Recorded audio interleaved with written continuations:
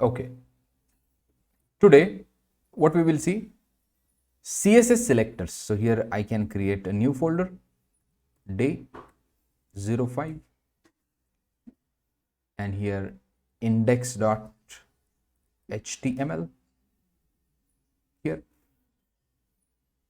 and I can create app.css, app.css, and also I will create app.js file, app.js file, a separate file. So let's close this file right now. It is not required. We need that file at the end of the session. We need that file at the end of the session. So here I can paste this CSS selectors. What do you mean by CSS selector? What do you mean by CSS selector? So when you talk, like example, I'm sorry, just like is that like header, title, paragraph? Are those the selectors? okay, so they are named as selectors, but whenever you say CSS selectors, see, a CSS selector is a pattern that is used to select and target specific HTML elements within the document to apply styling rules. It determines which elements on the web page should receive the certain styles such as colors, fonts, spacing, and etc. etc. CSS selectors play a crucial role in separating presentation from the content. Okay, now let's go here. HTML, still we have not started HTML5. I will start HTML5 very soon. Then head tag we have, body tag we have, head tag, body tag, and here I have 3 divs, one div, another div, another div. And here let's link the CSS. How do you link that? Link a relationship is style sheet, and name of, in the day 5 we have one file called as app.css. So more precisely you can say, So somewhere I saw like not sure, but somewhere I saw like in relationship it was like text slash CSS something. no problem, Like, no problem, you can write that also, right? I mean, so what is the difference? I just wanted to check as you writing style sheet, and I'm like somewhere I saw that okay text slash or hyphen CSS. So No, what did you say? Link rel. link rel type. I'm not sure which one is that, but instead of style sheet, it was using text slash CSS. Okay, just a minute. So when you say, you might have seen something else, I think. Uh, okay. Okay, let's get in that. So if you have that particular thing, please let me know. I can show you. As of now, no, but yeah, we can continue. Yes. Okay. So here, if you can say link rel style sheet href app.css, and here you have said dot represents this current directory app.css. Can you see this? So here you are saying that current directory is a day 5. So in a current directory, you will find one file called as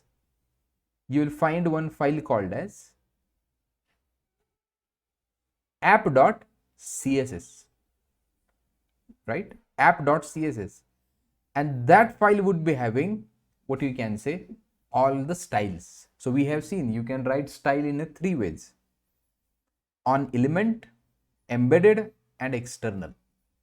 On element, embedded, and what? External. Getting my point? Embedded, element, and what? External.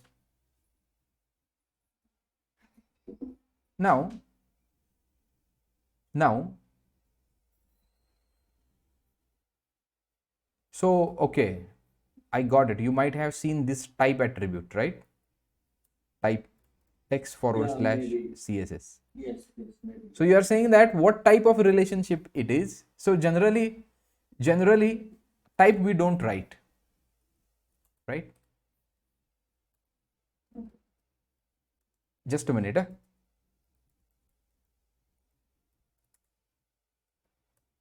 Let me open the document.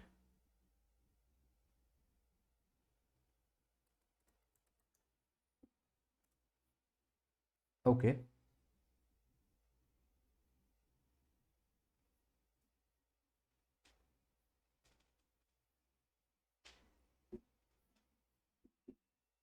Yeah. So when you say this type attribute over here, the type attribute in the link tag is used to specify the MIME type of the linked resources. However, in the HTML5, remember that this thing is optional in HTML5. You getting my point? This attribute is optional in HTML5. It was required in the HTML4, right? This is because HTML5 assumes type to be text CSS by default. If this is there, HTML5 considers this on its own, right? So this thing is called as MIME type. Now, multipurpose, just a minute. When you say MIME type, it is a multi-purpose internet mail extensions. When you say, so this thing is only whenever you say type over here, you will say this thing is what? MIME type. So every document, what type of content it is having, that is decided by the MIME type, right? And what type it is having? Text forward slash CSS. But this is a optional. This is part of the HTML4 specification. And HTML5 specification says that this is optional. You write it or you don't write it. It is up to you. Getting my point? Hello? Yes. Yeah. And that's why in the HTML5 you may omit this. That is okay. So as first I think you mentioned that okay, we are not using HTML5 as of now. Correct. So HTML is this one, or do we need to write? No. Now see, let's load this page into the browser. Reveal in Finder, and let me open this page. And here we can say inspect, or we can say I'm not able to see that. okay. Just a minute. If your HTML file is having doc type HTML, this line, see what I'm saying again. If your HTML file is having this as a first line, you are using HTML5. Well, we are going to see this shortly because we haven't seen what do you mean by HTML5 yet. We are just understanding the basics of HTML and the CSS. Now there are some features of the HTML5, and this is one of the feature. It says that the currently provided document is HTML5 document if it is available over there, right? Hello? Yes, got it. I'm saying, yeah, I'm saying we can see that later. But yeah, this is the distinguishing parameter that okay, is this HTML5? Correct. So this is the distinguishing parameter. You are correct. And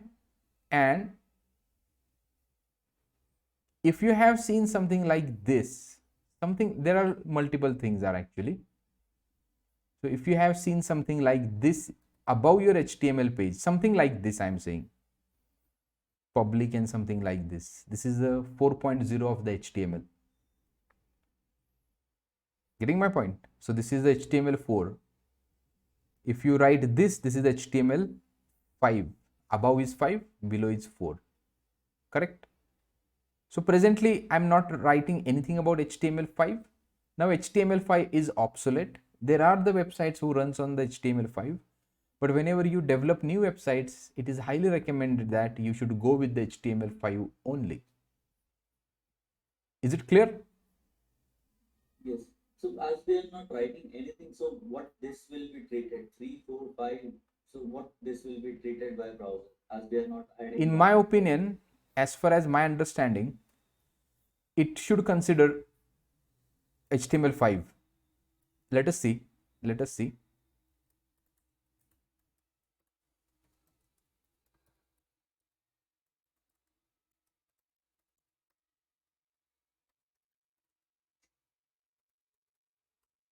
Just a minute.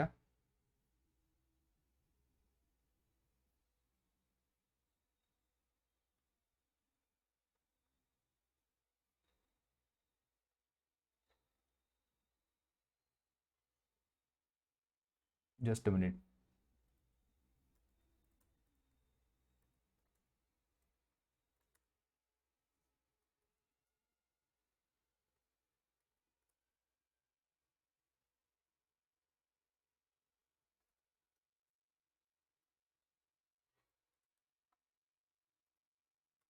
I will show you one page.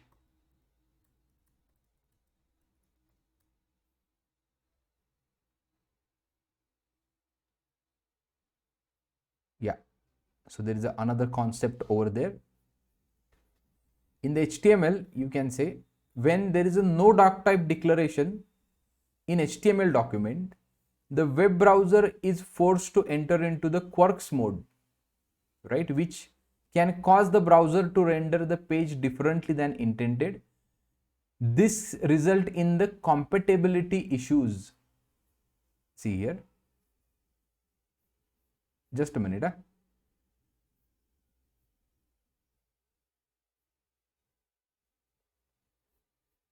So there is something called as quirk mode. And I will open this doc here. And if you can say, what if I don't put the HTML in my code? Will it make any major changes?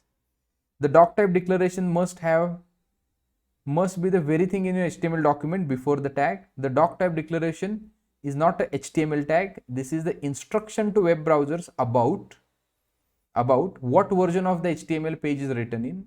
A lot of IDEs allow users to leave this out and default to the certain HTML style. Possibly even automatically they will add it. But leaving it out does, see what happens. There is something called as quirks mode, which means that browser, yeah, see here. In HTML documentation, browser use the doc type in the beginning of the document to decide whether to handle it in the quirks mode or the standard mode. See, quirks mode means what? There might be the backward compatible issues. Your website will not work on all the browsers similarly. If document type is not mentioned, browser will go in the quirks mode. You getting my point? Hello? If the document type is not mentioned, browser will go in the quirks mode. Quirks mode depends upon the web browser version. If is older version, then this will not support the HTML5 tags. Remember that. If you don't write this thing or anything over there, the things like video tag, audio tag, right, will not work in your page. So this is the instruction to browser to select the HTML version. If you don't do that, browser will go in the quirks mode. That is depend on the web browser version. If it is older version, then this will not support the HTML5 tags. Right? Yeah. Now, where is our index HTML? Let's open the index HTML, and in here you can see, there is no doc type. But the minute you add doc type over here, it will appear over here. See here, we can add doc type HTML, refresh it and see here doc type HTML, which says that this page is written in the HTML5. Getting my point? Hello? Otherwise Quarks mode. Okay. Everyone, are you getting this? Yes. Okay. Fine. So you may research more on this and we can check the, okay, let's not go into that details. Let's move ahead. Fine. Yes. Yes. So title, we can say CSS selectors. Okay. So type, we have seen over here. What do you mean by type? Then this doc type, actually it's tomorrow's topic. Sorry, tomorrow is a GitHub, but HTML5 will start soon. This is the basic HTML syntax. So if you don't write anything over here, it goes into the Quarks mode, which means that all the features of the particular HTML versions are not supported. Okay. Now here you can say CSS selectors. There are three types of basic selectors: element selector, class selector, ID selector. What are three types of CSS selectors are there? Element selector, class selector, ID selector.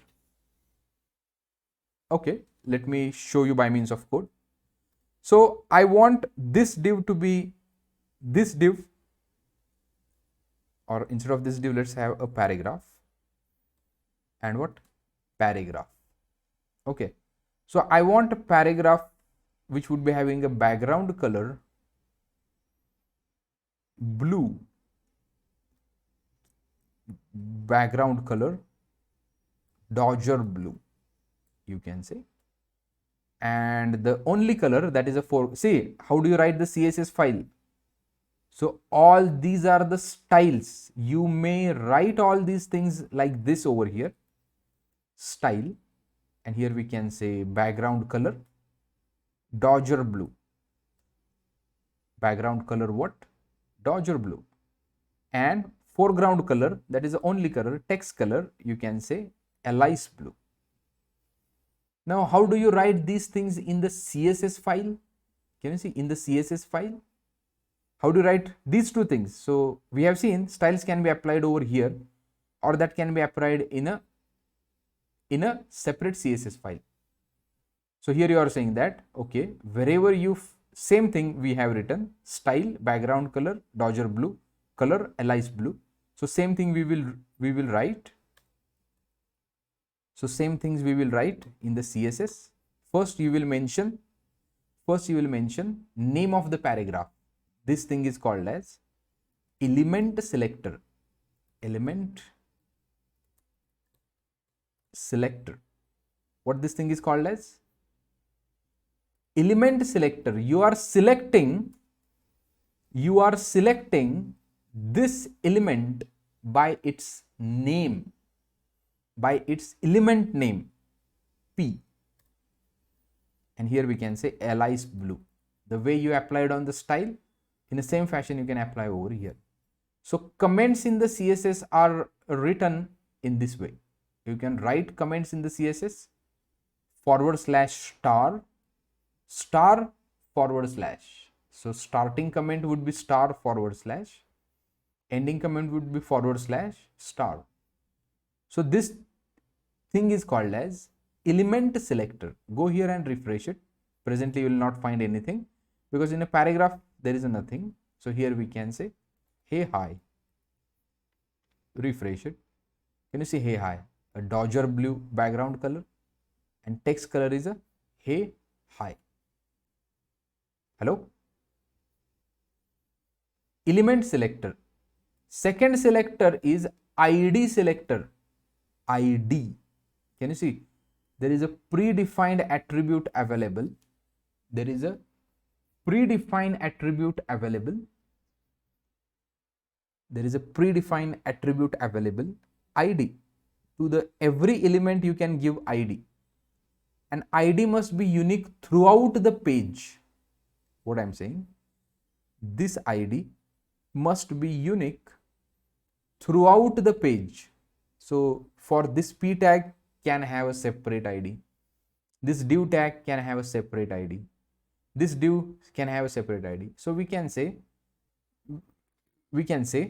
uh, red, or we can say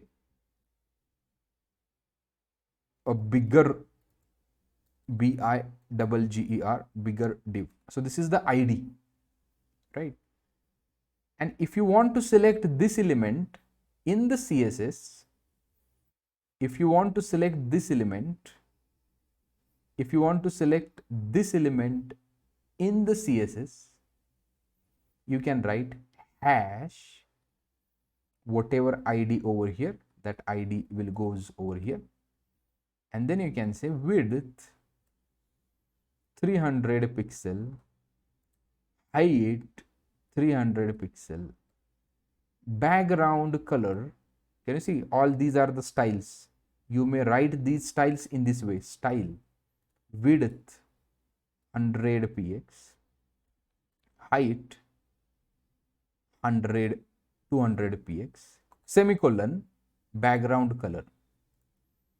You can say red, something like this.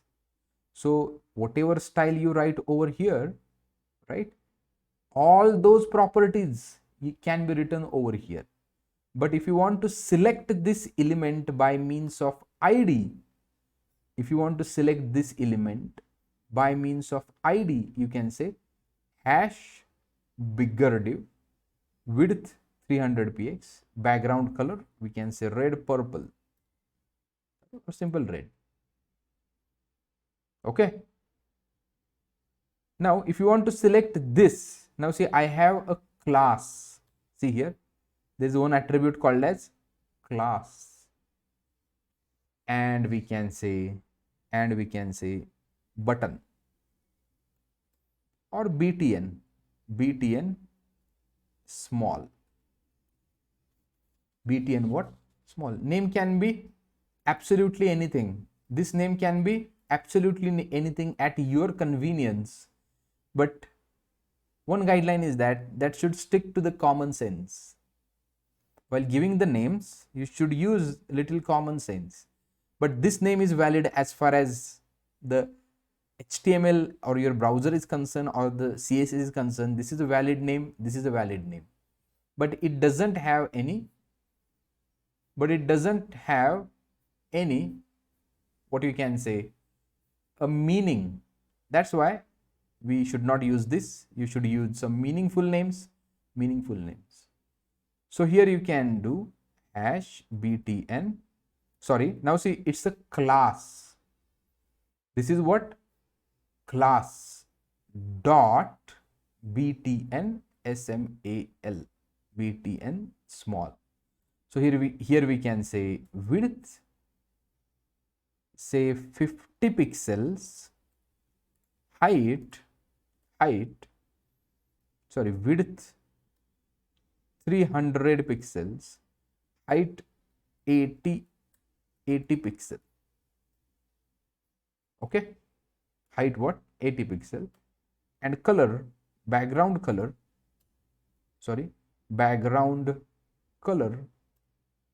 here we can say brown, and color we can say white, and color we can say what, white.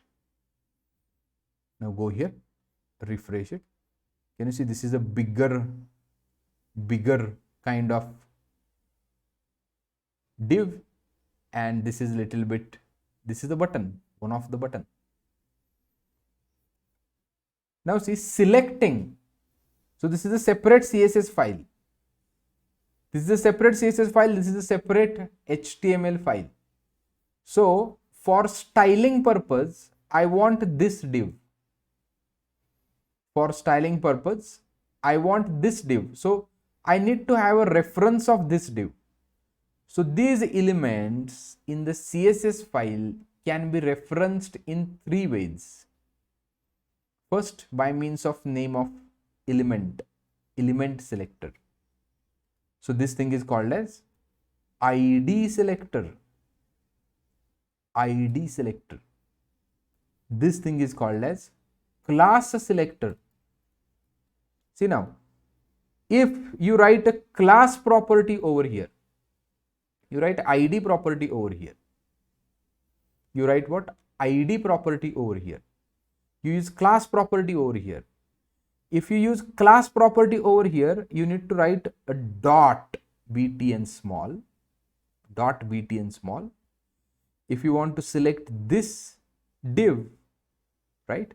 Remember that if you want to select this div, then and you want to apply this style, you want to select this div, or in simpler words, if you want to apply these properties, if you want to apply these properties to this div, right, as these properties are wrapped into dot and some name, dot represent class, hash represents ID, dot represents class, hash represents ID.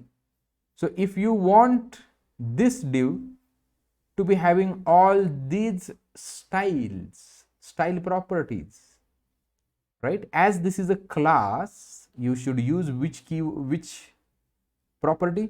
Class btn, class btn small, right? If you want this div to be having these properties, these style properties, as these style properties are written inside ID. How do you identify this is a ID? So you are saying that give me that element whose ID is bigger div, whose ID is bigger div, and apply those properties. So here you can say ID is equals to this bigger div. This ID is equals to what? This bigger div, which means that you have selected three elements in three different ways. First, by means of using name of the tag, then we have used ID of the tag, and then we have used what you can say, and here we have used what? Class of the particular element. Class property, ID property, name of the element. Any questions? Now, just to understand, like, so wherever we'll add element like P or any other thing, so it will be applied across P. Like if you have multiple, that same thing will be applied to multiple places. To all the P's. If you have All three P's over here, here we can say hello, how are you? So here we can say okay, or we can say I am okay and I am good. So these P's are there. Can you see all the P's would be having this thing? Right. The second one will be unique across the HTML document. So that will be only used once. Once, correct. Why? Yeah. So Okay. ID is a unique identifier. Technically, you can write this thing 2 times, but it is bad. Yeah, that's what I was about to ask. So we should not write it. Yeah, you should not write. Correct. Okay. If you write it, see what will happen. Same thing. 2 divs would be having red color. Okay. But if you want We to, can do that, but it's better to avoid it should be unique ID. yeah, it should be unique because this can be used in the JS also, right? Okay. And if you want to do something like this, multiple elements would be having same properties. That's why class is there. The use of the class, btn small. So on your web page there can be 10 different buttons. On your web page there can be what? 10 different buttons, and 10 different buttons are possessing same properties. So there comes class, right? So for better understanding purpose, I can write br over here, break line, one tag, break line. Can you see some line has been added over here? So to the p you don't need to add, because p already having a little margin from up and margin from top and bottom. See, little gap has been created, right? By means of which tag? br tag, break line, line break tag, correct? Hello? Yes. So three types of the selectors. Three types of the selectors: element selector, class selector, ID selector. So where you will use ID selector? An ID selector targets the specific elements with the unique ID attribute. That's what I explained. IDs are meant to uniquely identify element on the page. In you can take this example also, no problem. In example above, header. Hash header ID selector targets an element with the ID called as header and sets the font size to the 24 pixels. So ID should be unique in entire HTML document. So where you can use these IDs? Unique element styling. ID selectors are used to target and style the specific unique elements on a page. Targeting specific elements on the JavaScript interaction. So generally ID is used for the JS, right? Means whenever you want to select this element, that's what we are gonna see at the end of the session. Targeting the specific elements for JavaScript interaction. That's why we use this ID kind of stuff. Okay, now if you can see the class selectors, a class selector targets elements that have specific class attribute.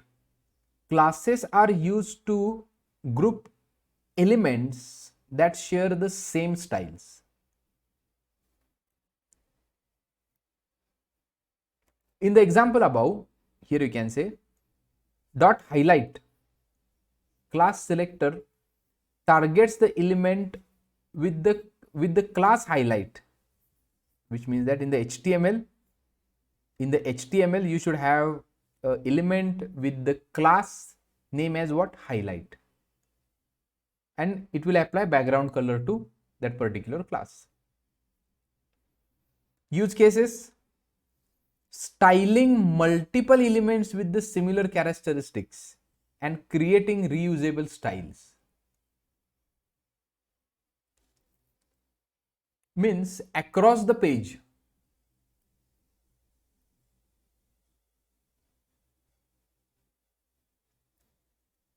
across the whole page, consider that you are developing your own website and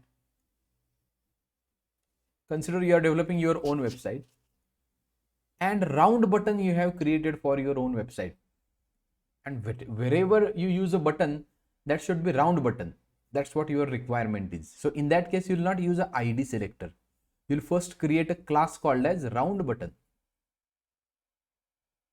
You'll create a class as what?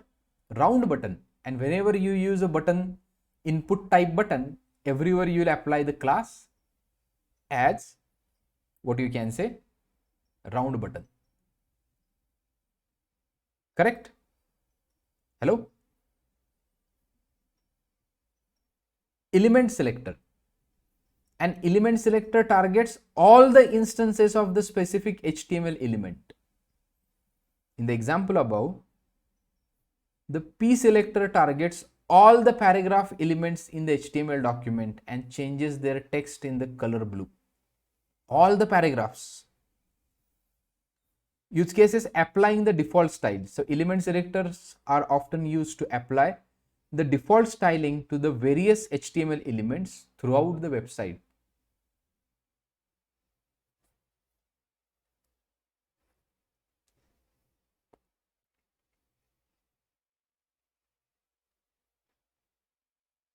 Getting my point? Hello? Yeah. Any questions? So ID selector, class selector. Basically, select like one element, so we can go with ID. If you want to select all elements, we can go with element selector. Correct. If you want specific ones, we can go with Correct. You can go with what? Class.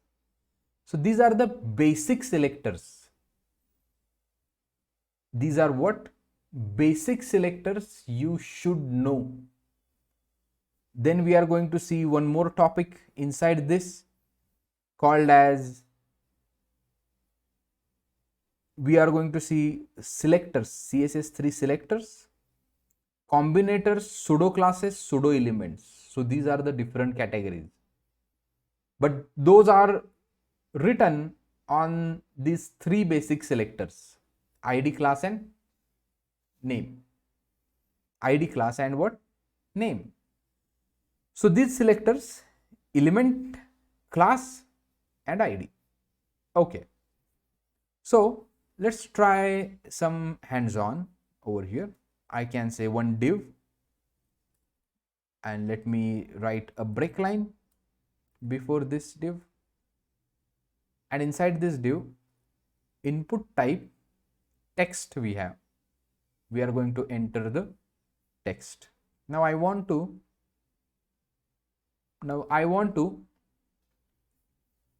increase the font of this text box. Now let me know the CSS. I want to select this. How should I write?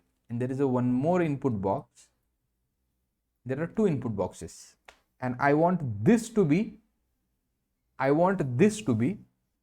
with the bigger font size than this one. So how should I, or what CSS, how should I target this element? What should I write exactly? I want this font size to be bigger. You can suggest me. we can go with the class, right? If you want to use both. No, I want only this one. Okay, ID will ID. Any other answer? or element. No, element will go for second one as so ID. So if you select the element, yeah, go ahead. If you want to say something, go ahead. No, so if you select element, it will be applied to second input as well, right? Correct. But if you want to go with ID, then it will be the single. Correct. So if you use the class, Yeah, or if we can use class, then only apply to that particular input instead of the second one. so if I use, now if I use the class, what will happen? If I say large, class name is what? Large. If I use large, what will happen? This will be selected or not? And if I say font size, We need to write it. what I need to write? We need to add that attribute as a class. Here I need to write what? Class Class. and large. Okay. Class and large. Now, if I use ID large, what will happen? ID is equals to large. Will it work? I don't think so because it's starting with the dot and not with comma. Okay. Any other answer? Other students?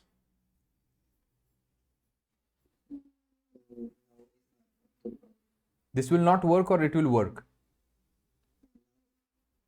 Okay, it will not work, right? Because if this is a ID attribute is there, you should write, it should be instead of dot, it should be what? Hash. So here it should be class. The correct answer is class, and apply this class. So large, font size large will not work over here because class is not there, right? Now go here and refresh it. Can you see bigger input box? And this is a smaller input box. So last one is a smaller input box. This is a little bit bigger input box. Correct? So one question here, like we have just added font, right? So based on font, the input size box will automatically get increased. Correct. Correct. Oh. Yeah. So as from the content, so font size will enlarge the cursor height, and because of the cursor height, whole box would be getting enlarged. Okay.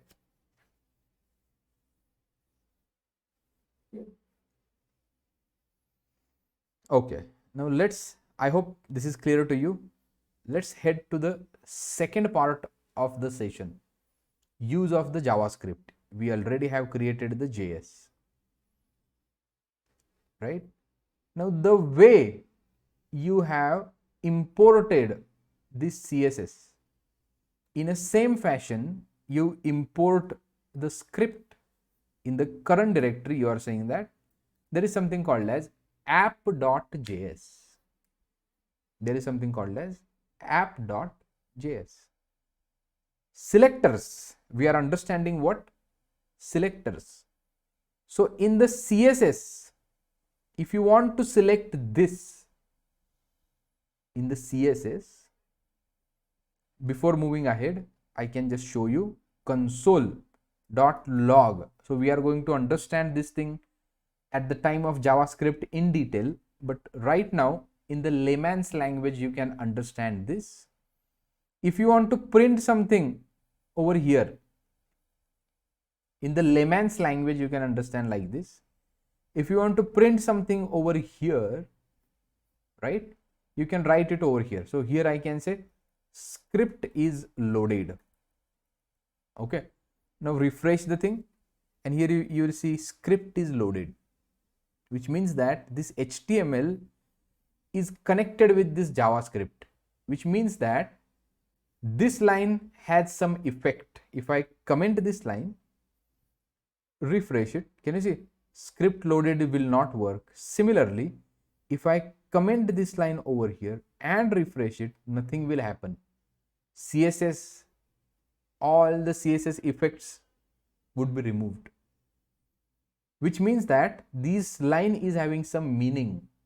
It is creating the relation with the app CSS. Refresh it. Can you see that? In the same fashion, loading the JavaScript is also important, right? And if you refresh it, script is loaded, which is coming from this script. I am repeatedly telling you, you have not studied JavaScript yet. So this is just the introductory class we are having.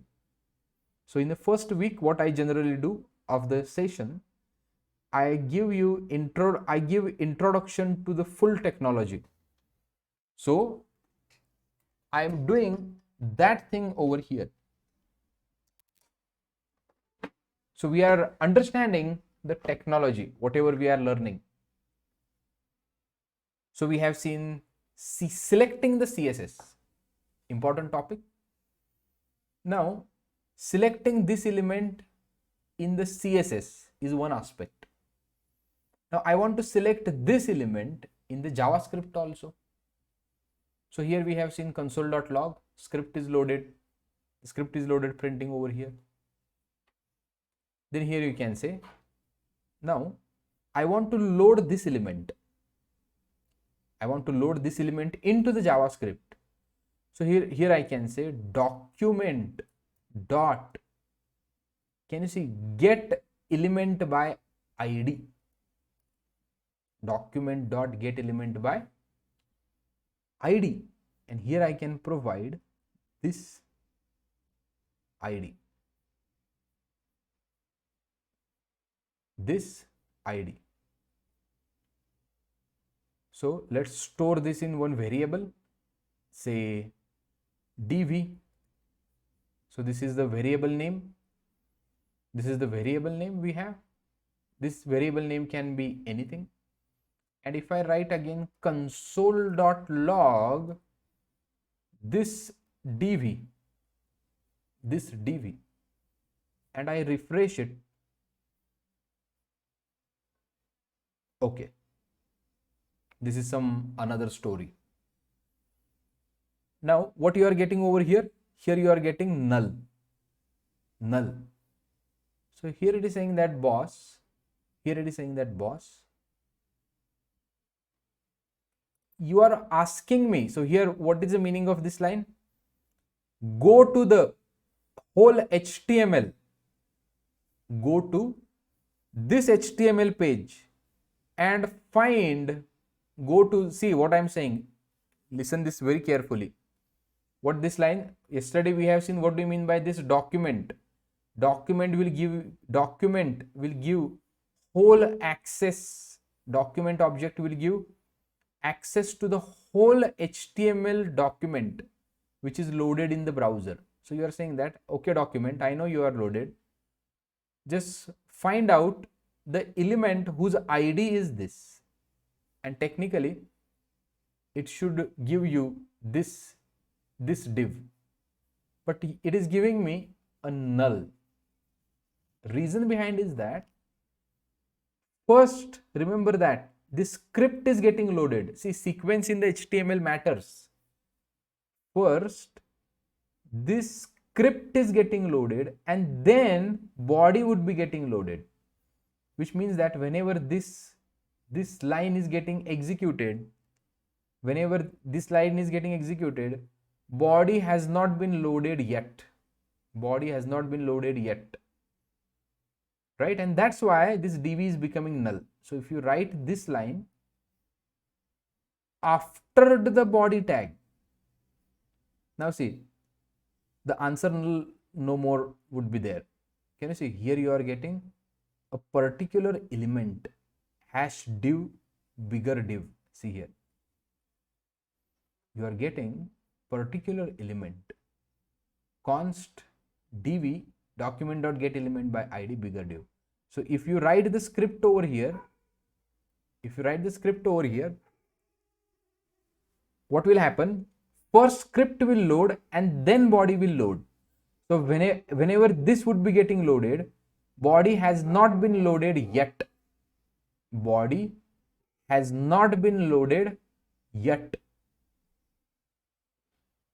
And that's why you get what? Null. Now if you want to select this element, into the JavaScript, into what? JavaScript. If you want to select this element into the JavaScript, so you can write document.get element by id. So whenever you say document, you are referring to the whole loaded HTML document. You are referring to what? Whole loaded HTML document. Any questions?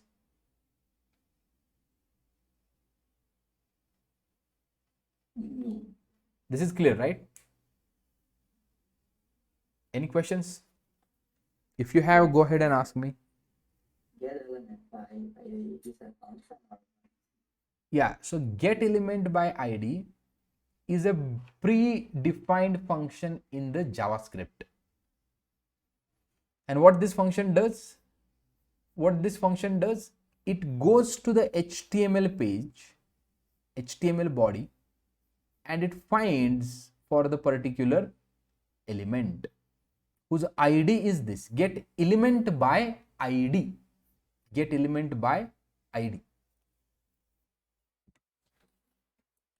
Right?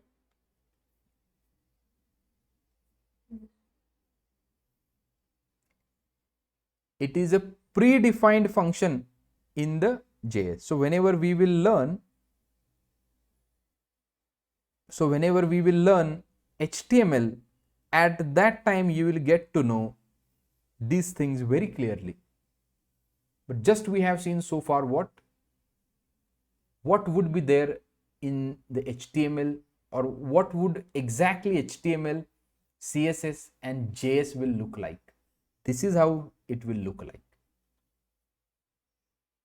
This was the final session, final introductory session. It is a quick view of these three technologies. Is it clear? Yes. One question. Yeah, go ahead. Just wanted to like check, like as you're writing some document type with respect to like HTML, right? Mm-hmm. That doc type. Do we have something for JS and CSS as well, or do we like we never going to write anything For which documents? CSS like style sheet and the JavaScript document? At the start, right, we use some tags. So will there be similar case with respect to CSS? Not that the first tag basically the doc type, right? Document type, you were right. So similar case with CSS and No, no, no, no. No, or no? no. That is It will with, directly start with the first code line on the first line itself. correct, correct. Which specifies which type of document it is. I'm saying that is not applicable to CSS, correct, or JS. Yeah, that is not applicable to CSS or JS. That is specifically applicable to the HTML document.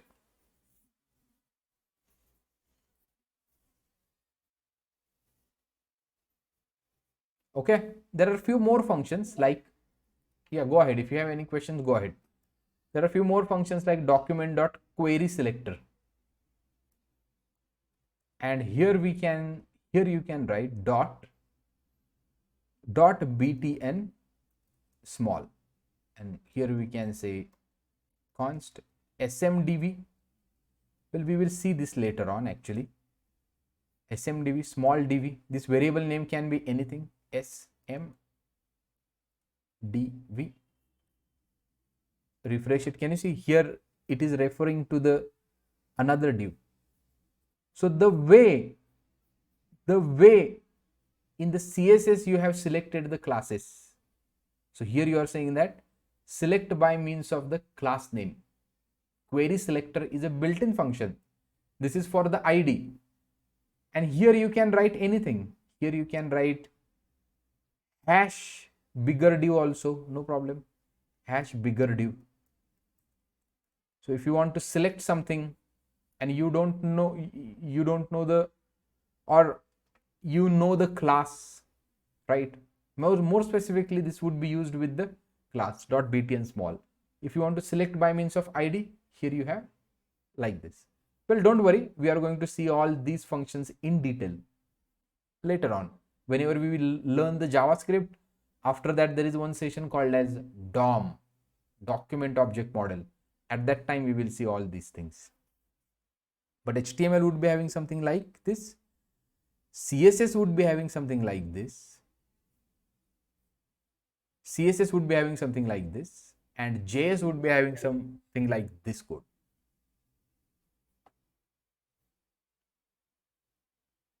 Okay.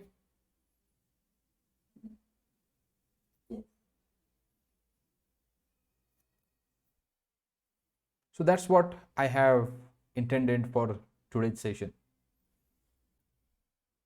In the tomorrow's session, we are going to learn GitHub.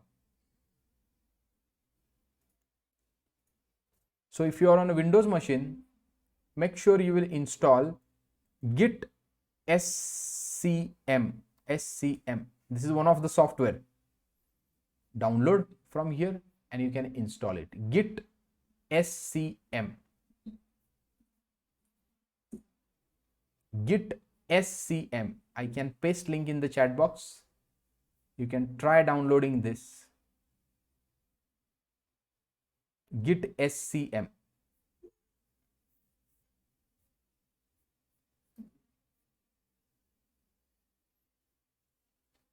Okay. And tomorrow we will see how do you upload the code on the GitHub on your own.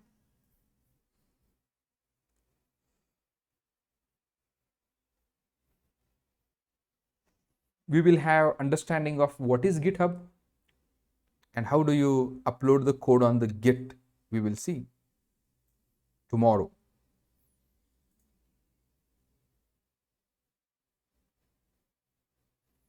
If you have any question, No, I'm good. let me know. Otherwise, we are good to conclude the session.